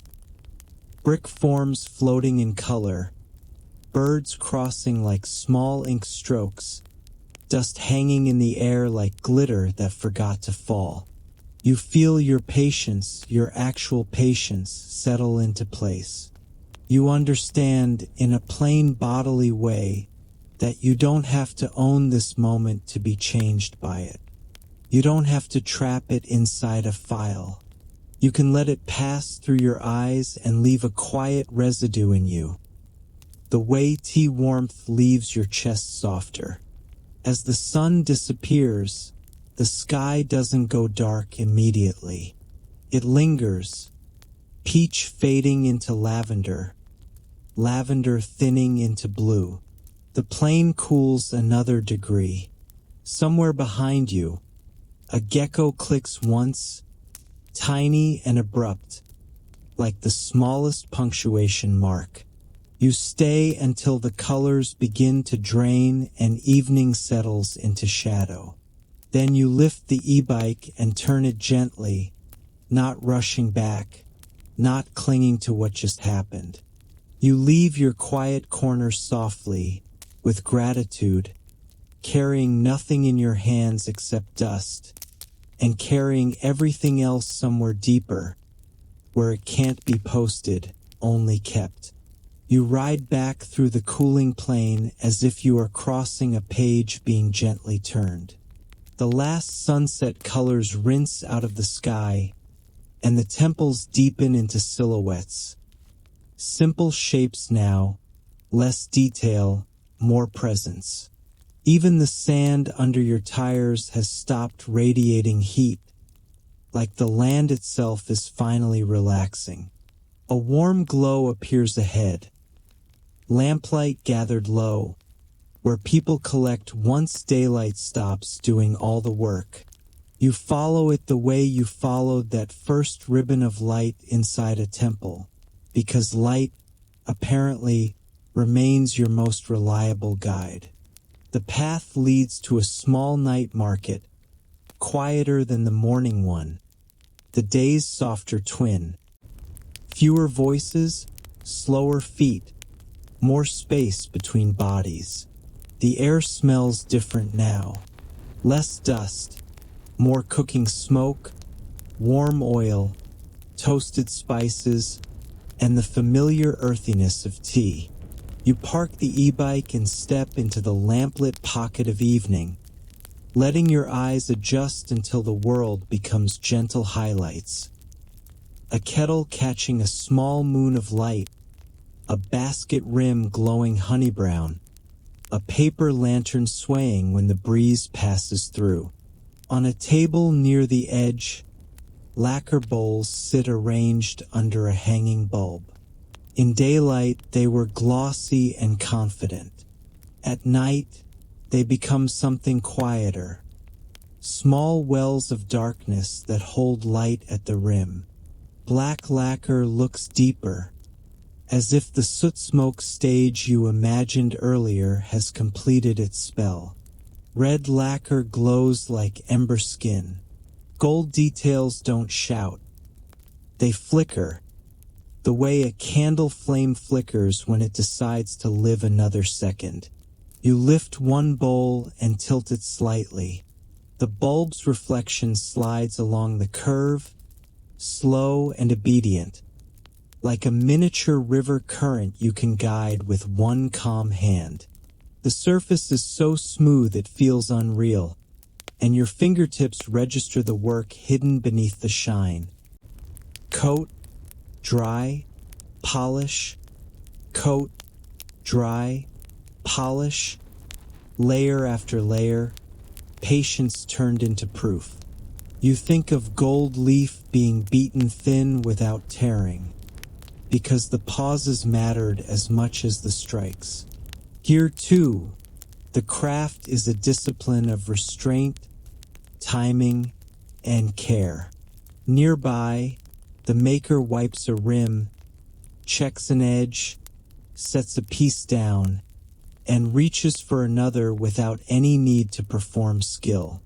The hands move steadily, and you feel your breathing copy the steadiness, because your nervous system is embarrassingly willing to learn when the lesson is quiet.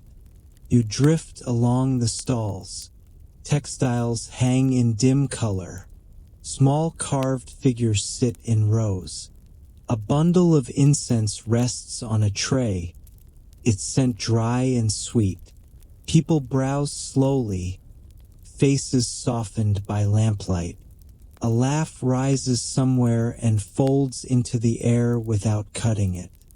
A dog wanders past, unbothered, tail low, as if it too understands that night is for settling.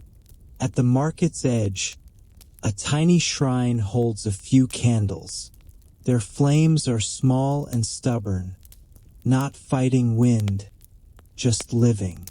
Candlelight paints moving gold on brick, and you remember the temple murals, how light revealed them in thin ribbons.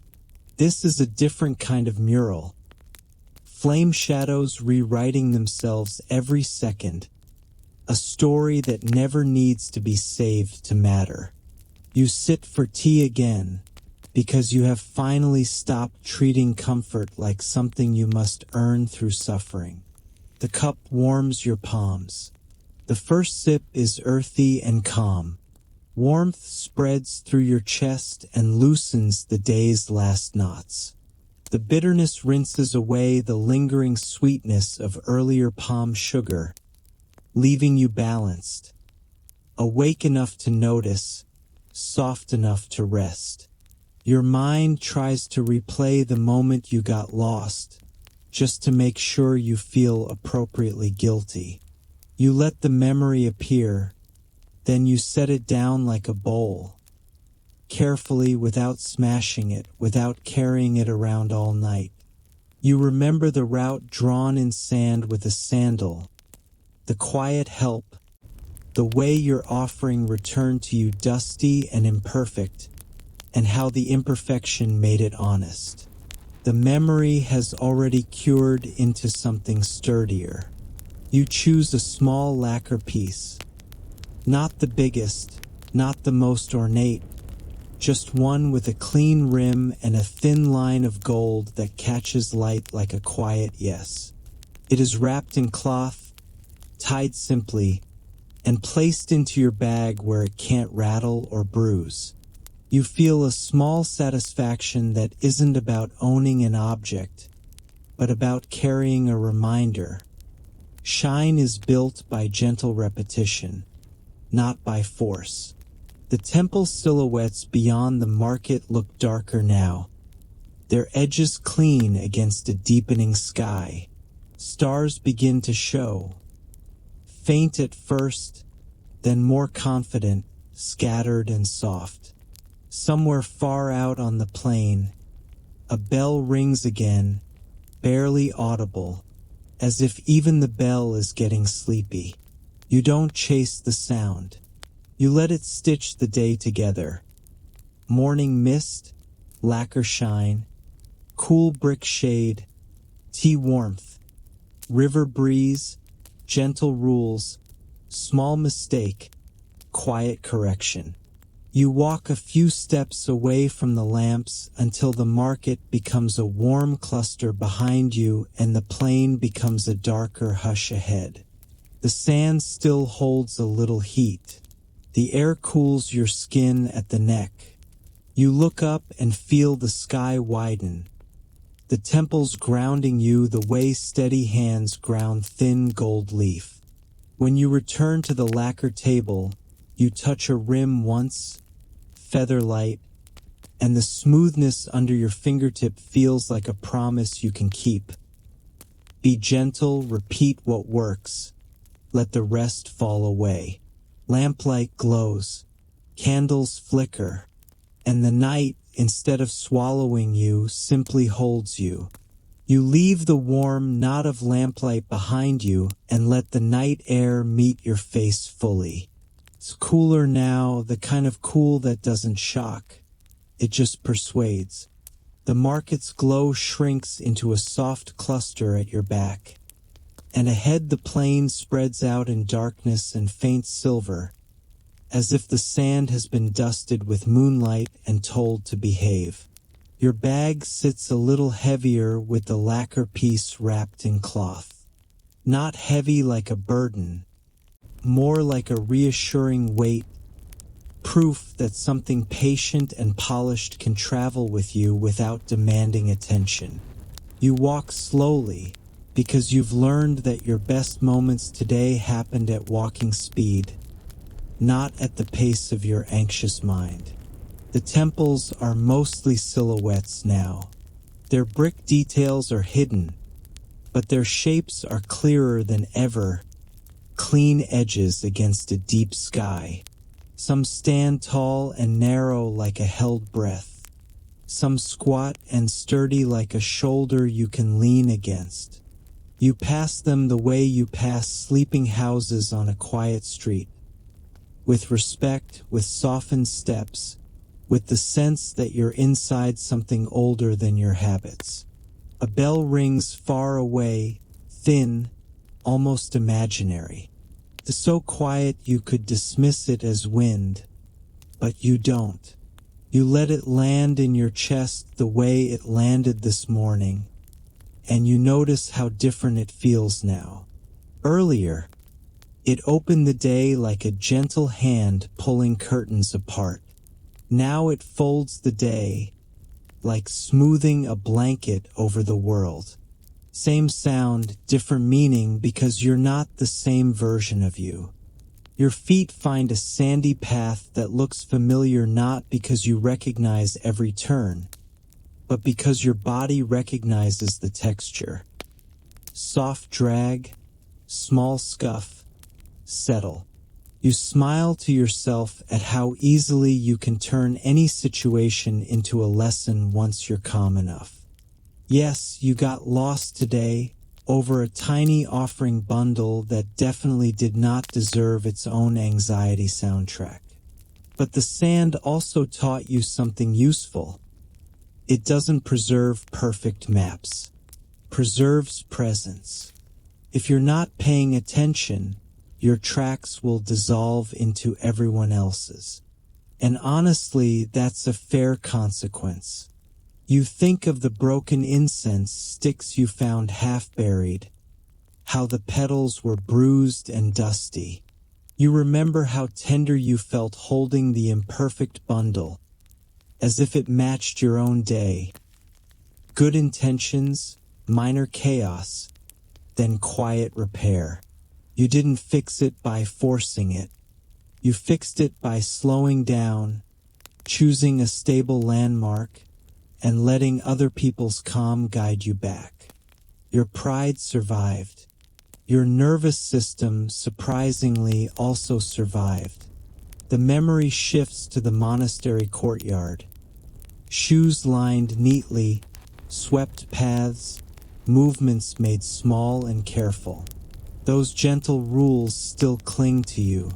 You keep your shoulders low. You keep your steps soft.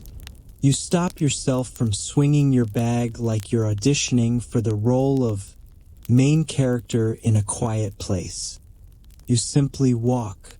A faint scent of smoke drifts in again. Some late cooking fire, some last kettle boiling. It threads itself through the night and immediately calls up the tea shop. The warm cup in your hands, palm sugar dissolving slowly on your tongue, your thoughts circling and then settling when you refuse to chase them. That moment wasn't dramatic, but it did something important.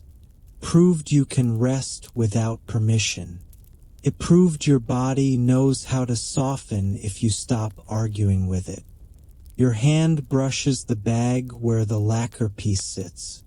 You picture the bowls from the morning market. Black lacquer deep as night, red lacquer glowing like ember, gold lines catching light like quiet confidence. You remember the resin scent, the idea of layers curing in hidden spaces, the patience of coat and polish repeated until the surface becomes calm enough to reflect the world without distortion. You realize, without making it a big speech in your head, that you've been doing your own version of that today. Layer by layer, you've been polishing away noise. And then the gold leaf returns to you, the steady hammer rhythm, thud after thud, not violent, just persistent. Gold pressed thinner and thinner, not torn because care was built into the process. Open, res-tack, align, then strike again. The craft was a lesson in restraint disguised as work. You take it personally in the best way. You've spent so long trying to improve yourself by hitting harder. More hours, more pressure, more why aren't you better yet? Today you saw a different method.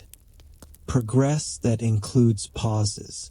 Strength that includes gentleness. The river slips into your memory next. The Irrawaddy's wide confidence. The breeze that cooled your skin and quieted your chest. You remember sitting near the bank, listening to water like a long exhale, watching a boat glide and leave a wake that faded as quickly as worry when you stopped feeding it. The river didn't need you to understand it.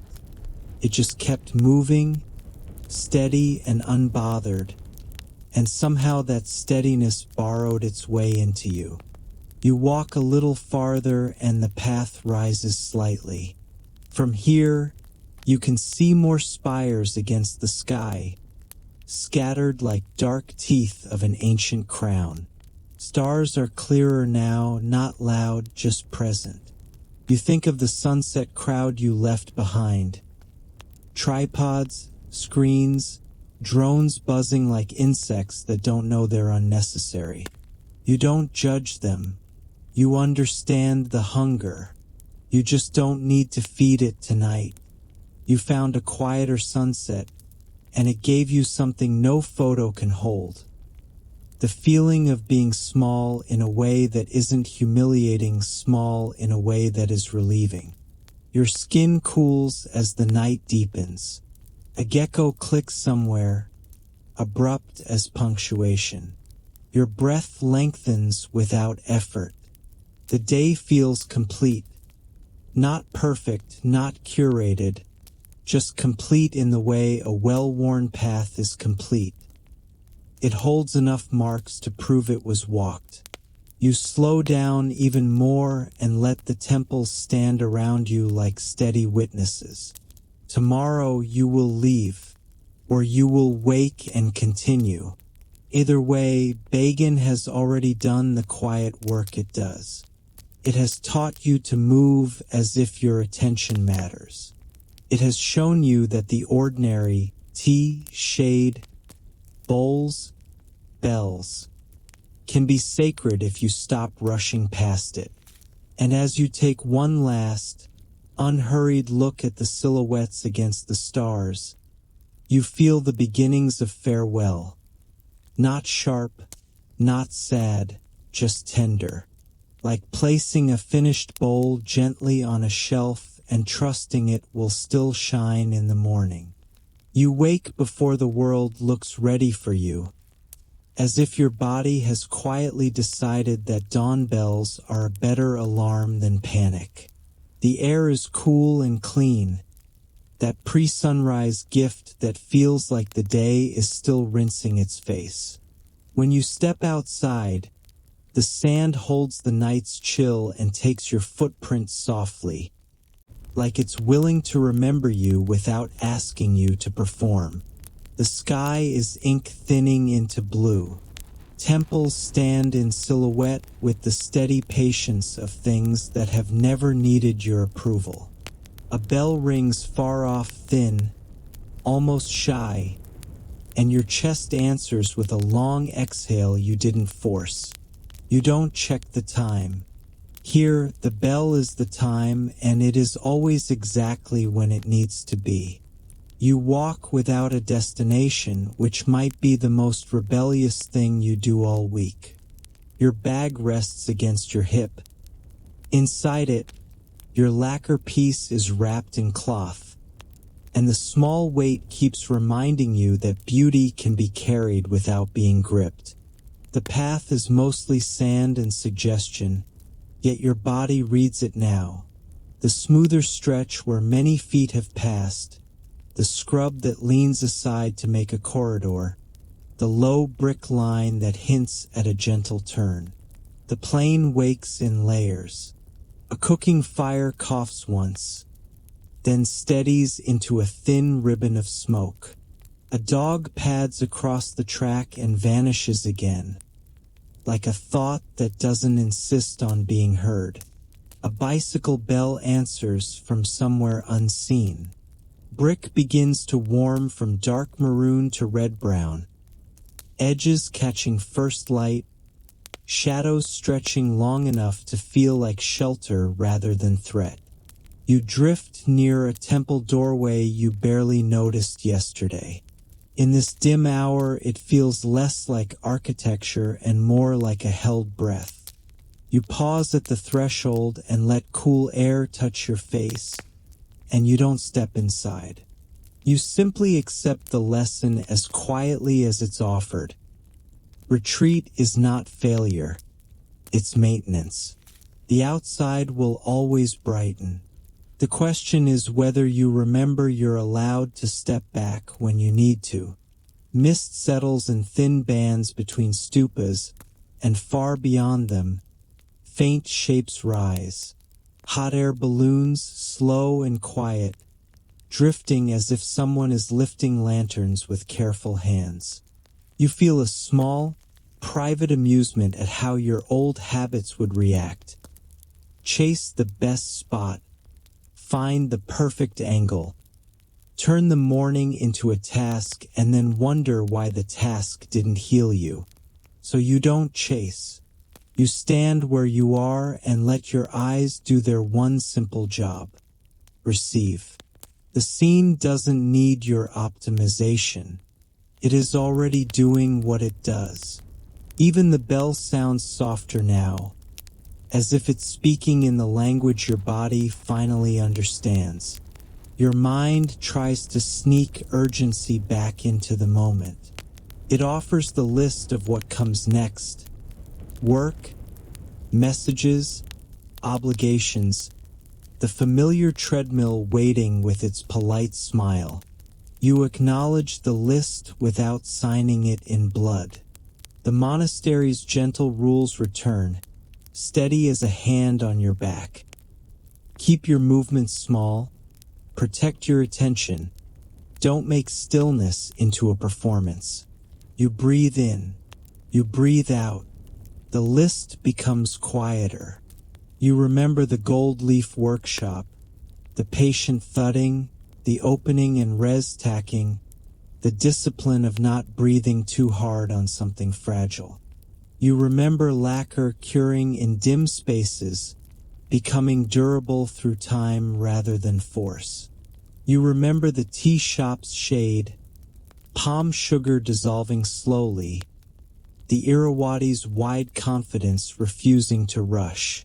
You remember your offering bundle dropped, found again dusty and imperfect, and the calm help that guided you back.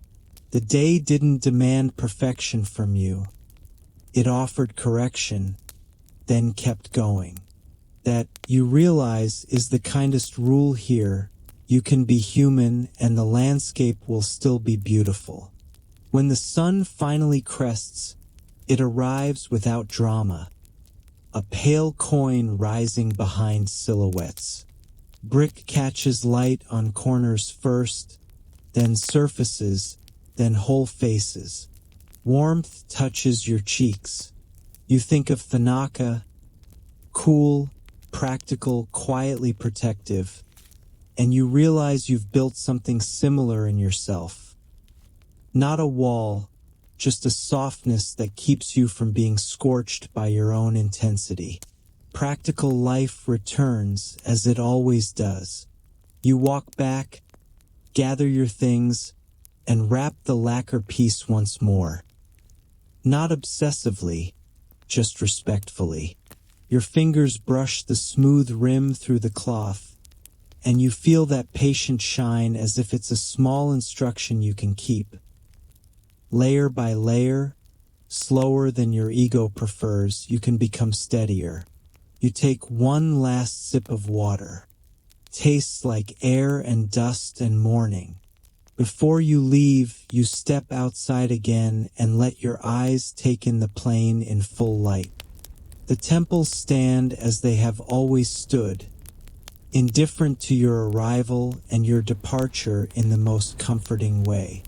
Another bell rings far away, and it doesn't feel like a goodbye so much as a continuation. The world reminding you it will keep being itself. You offer a silent farewell that isn't a vow, only gratitude, and you turn away. The bells keep ringing for whoever is here to hear them. The river keeps moving. The lacquer shines whether you're watching it or not. And as you head toward whatever comes next, you carry Bagan in the only way that matters, quietly, like a warm cup between your hands, like a steady rhythm in your breathing, like dawn light that still knows how to find you when you let it. The light grows steadier as you walk away, but inside you it stays soft, like it has learned not to glare. You don't need to hold the whole plane in your mind at once. You only keep a few gentle fragments. The way the sand accepted your footsteps, the way the bells arrived without urgency, the way lacquer caught lamplight and turned it into a quiet glow. You feel your breathing slow again, as if your chest remembers the river's long exhale. If your thoughts try to pull you back into tomorrow, you let them tug once, then you loosen their grip. You are allowed to be tired. You are allowed to have unfinished things waiting. They can sit on the shelf for tonight, like bowls stacked neatly, safe and still. Imagine the temples now, farther and farther behind you, turning from sharp silhouettes into simple shapes, then into a dark line on the horizon, then into nothing at all, only the feeling of wide sky and warm brick and cool shade. Imagine the balloons tiny and drifting until they are just dots, and then just the idea of drifting. Imagine the bell sound thinning, until it becomes your own heartbeat, steady and kind. Let your shoulders sink into the bed. Let your jaw unclench. Let your hands open, palms relaxed, as if you are releasing a small offering into the night and trusting it will be received. Inhale slowly, as though you can smell thanaka and tea and dusted sunlight. Exhale longer, as though you are placing a final lantern down and stepping away without fear. You are here. You are safe. The day is over, and the dreamlands are already waiting, patient as temples, quiet as sand, gentle as dawn. Sleep now, and let Bagan fade into warmth. End of story. Sweet dreams.